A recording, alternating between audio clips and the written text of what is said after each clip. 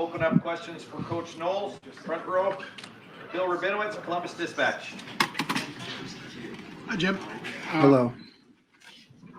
How would you say the linebackers are playing? Steele and Tommy are playing right now? I think they're playing well. I mean, always do better, but I think they understand the defense. They're managing things well. Yeah, so they're pushing always to get better, but I think they're doing a good job. And how would you assess Jack Sawyer's play? I think Jack is doing everything we ask him to do. He's strong at the point of attack. He understands his role in the defense, and he's one of 11. We can count on him. Second row left, Nathan Barrett, Cleveland.com. Why is JT Tuimoloau such a strong run defense weapon from that position? What about him makes it? It's a strength combined with athleticism. He's strong enough to defeat any block at the point of attack, but he's also athletic enough to maneuver in the trenches, on stunts or twists or different assignments that we give him. And he's football's complete player. Last week, I think you used the word unique, describing him. When you see a guy like that, or maybe just talk specifically about him, for you, is it like, oh, I need to find new ways to use him, or I need to leave him alone to do the things that he does? Yeah, leave him alone. Let him do what he does. He's excelling at his position. He understands the position. He has great football intelligence. So, he's a weapon. We certainly can do other things with him, but he's performing well what he's doing. Austin Ward, the podcast. Jim, do you notice any different energy, productivity?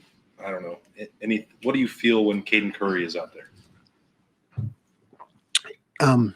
Yeah, I notice he's a guy who plays. He plays with his hair on fire. He plays, I guess, above his measurables. When you look at him for being a guy who maybe doesn't have all the height or weight, he's just one of those guys that will fly around, and that makes a difference. I think it's a great change of pace to throw at an offense. How much? I don't want to be accused of being a spy, but what's the amount to use somebody like Kaden? If that's a changeup, what's the ideal volume of snaps to give somebody like that? Well, as many as you can. Again, I go back to that's a rotation up front that Coach Johnson works on, and you really have to go with the flow of the game and how it's going and what we're seeing. So there's no exact number, but you really have to go with what's happening in the game. Fourth row right, Andy Backstrom, Letterman Row. It felt like after the first game, it's all Sonny really tested in coverage. What was your assessment of his play there? And then secondly, that third and that blitz, what went into that for him in the fourth quarter? Which blitz? One in the fourth quarter, I believe, 2017, brought Sonny in 39. Oh yeah. Well, I thought Sonny did well in man coverage. I mean, there's matchups on the slot that I think we got beat twice, right? It wasn't just Sonny, but I think Jordan was in there also. Those are tough matchups, but he was right there. Jordan was right there. We just got to continue to coach in terms of how to shoot your hands and where to be with your body position when the ball goes up. But I thought Sonny did fine in man coverage. He's, in terms of the blitz, yeah, he's a weapon. So I'm always looking for new ways to use him, in ways that will surprise the offense. And we were able to do that on Saturday. Right behind him, Cameron Teague Robinson, the Athletic. Jim, going into the Maryland game, you mentioned you needed a coordinated rush to get after the quarterback. When you have guys like McCall and Tylee who, I mean, nearly right after the snap are splitting their double team to get after the quarterback, how much does that help when you're trying to coordinate things, but you also don't want to blitz so much? Yeah, it's always a balance. You don't want to hold those guys back. But I think you have to have an awareness of the quarterback you're playing and understand when that pressure comes where the escape hatch is going to be. But certainly those guys can change the game with immediate rush from the inside. They're both quick off the ball and athletic and strong. What's been the difference, do you think, with Tylee than a year ago? You know, Tyleek, again, I go back to just the amount of snaps, being healthy, able to utilize his athletic ability, seeing more plays, understanding offense. He's really a smart guy. So I think the more reps he gets, he's just picking things up and kind of seeing the play before it happens. Fourth row middle, Pat Murphy, 24/7 Sports. Jim, I keep getting asked why CJ Hicks isn't playing, so I'm going to ask you, why isn't CJ Hicks playing more? You know, CJ, great kid, excellent athletic ability.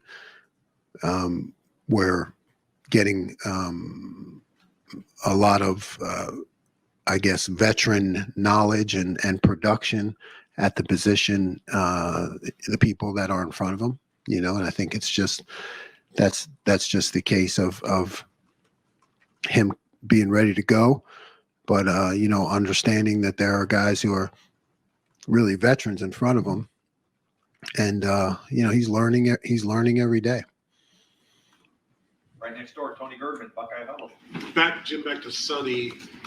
We talked in the spring about using that time to experiment what you wanted to do with Sonny. How does that match up what you're doing now with, you know, the things that you saw and wanted to do in the spring? You know, matching up in terms of you're seeing some of those things come out week to week.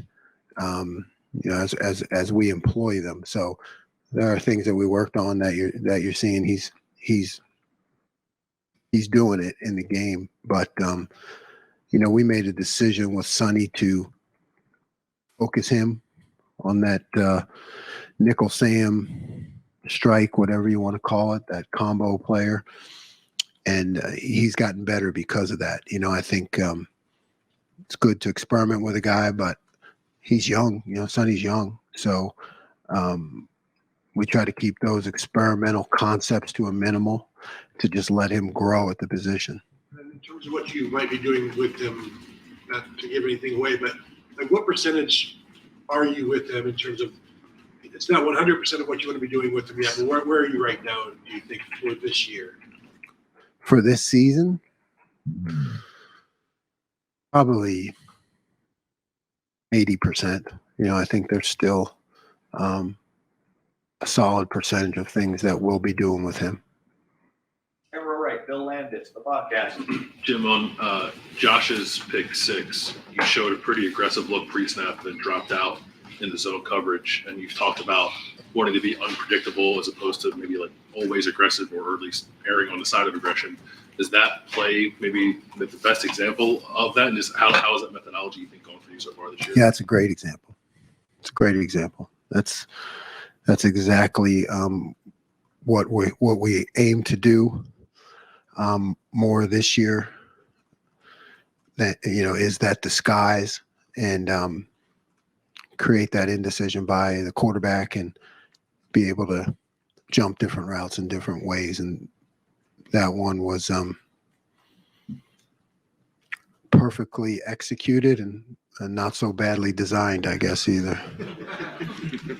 As you go about business that way, I guess, and like Maryland clearly reacted as if they thought you were going to come after them there. How much do you think your reputation for doing that in years previous is still helping you, even if you're not being as aggressive now?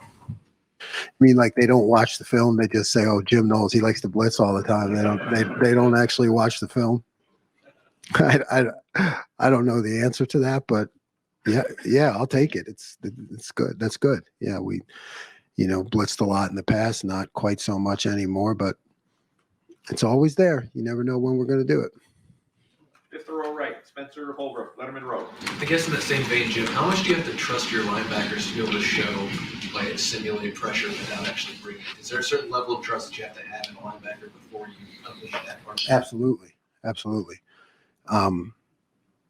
Showing and dropping out is not as easy as it looks because you're up there, you can get caught in things. And if you're not 100% sure of your zone point or where you're headed based on the formation, you can get in trouble by being up too close. So we have veteran guys who understand it. I know that you really respected Tommy's knowledge last year, but was there a certain level of having to see it from him for a year before you put him at the line and trust him to get back into those formations before you use that? Not having to see it, really just for him continuing to understand the big picture of the defense. So, he's always been really smart and figures things out. So I think it's just pouring more on him, and he continues to accept that challenge and really be the quarterback of the defense. He made some nice checks for us on Saturday. Third row middle, Dan Hope, Lebanon Warriors. Jim, both Tyleek and JT played around 70 snaps on Saturday. Is there any concern about those guys playing too many snaps this time of the year as you try to keep them fresh for the stretch run? No. I mean, we have to win every game that we play. So, we need to make sure that our best players are in there when they need to be. I'm sorry. Right in front of Stephen Means, Cleveland.com. Just Sorry about that. clarification. CJ is ready to play if you actually needed him this year. Okay. Yes. It's more just about what Tommy is dealing Yes. with. And Cody. Don't forget about Cody. Cody's a really good player, very productive, and also a veteran. But yeah. It seems like with Cody, it seems like he's doing a lot, but just not in as many snaps as what Steele and with Tommy are getting. Has he earned more opportunities to maybe be out there? Cody's earned more. Yeah. I got to keep pushing his reps up. And you got to ask about Kaden. Is Kenyatta? We heard a lot about him in the offseason, just kind of made a big deal about maybe he could be pushing for snaps, and we haven't necessarily seen him as much. Is that more about what Jack and JT are doing or something maybe we're not necessarily? Yeah, again. Yep. Kenyatta's ready to go. He could play as much as we need him. Second row right, Doug Lamarice, the podcast. Nope. Cleveland.com. Nope. You're Kings of Columbus. Sorry about that. Jim, I think the final count was 7 blitzes on 47 dropbacks on Saturday. I mean, I think we're all just very intrigued by this evolution of a veteran coach. Like, how did that feel in that game to you, right? I mean, we've been talking and asking about it a million times, but as you called that game, did it feel right? Are there still times you're catching yourself? Like, what was it like? No, it felt right. Like I've said all along, these are things that you go through in the dark, in my office late at night, in the off season, and you look at it and you look at it, and so that change really, it's been happening in me since the last game, and you're seeing it. So yeah, it feels right. And that blitz that we're talking about was Sonny and Latham together on that play.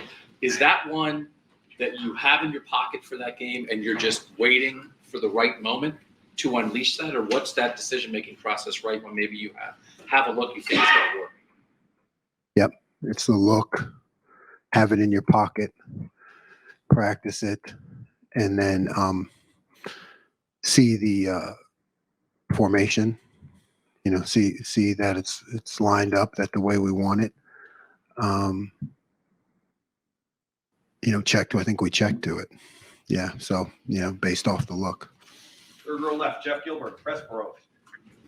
Coach, in terms of like game planning, flow of the game, you're talking about how you flow of the game, like with Coach Johnson.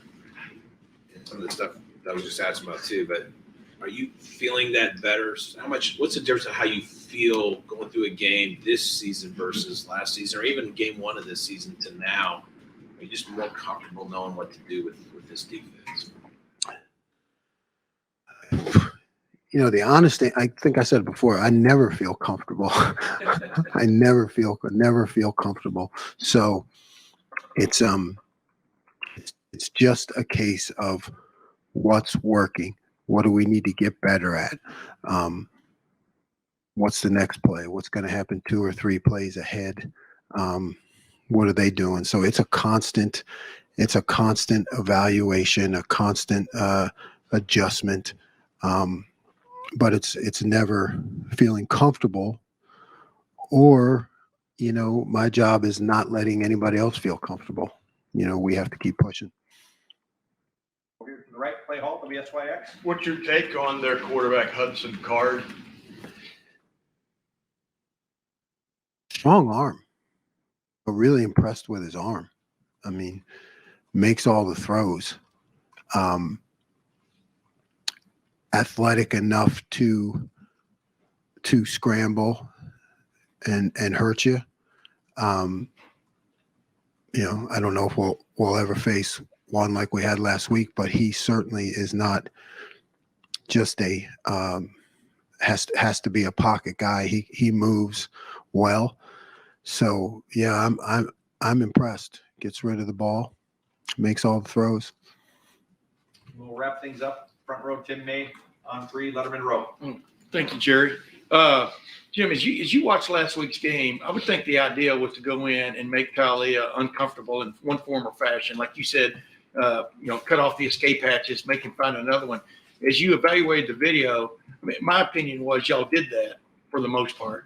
As you evaluated the video, was that a success? How would you describe how y'all got that done? Especially, you know, like the chase to the edge when Tyleek chased him and he throws it to Lathan. But just what's your take on that? We won. You know, we contained you know, what had been an explosive offense. So I would say good. You know, the concepts worked, like you said. I mean, you always throw that in for the most part. You know, I can go back and look at plays, you know, where they didn't work. You know, so when you look at things from my perspective, there's always something to fix and get better at. But you know, we executed the game plan well enough to win and contain an explosive offense. But we still got more work to do.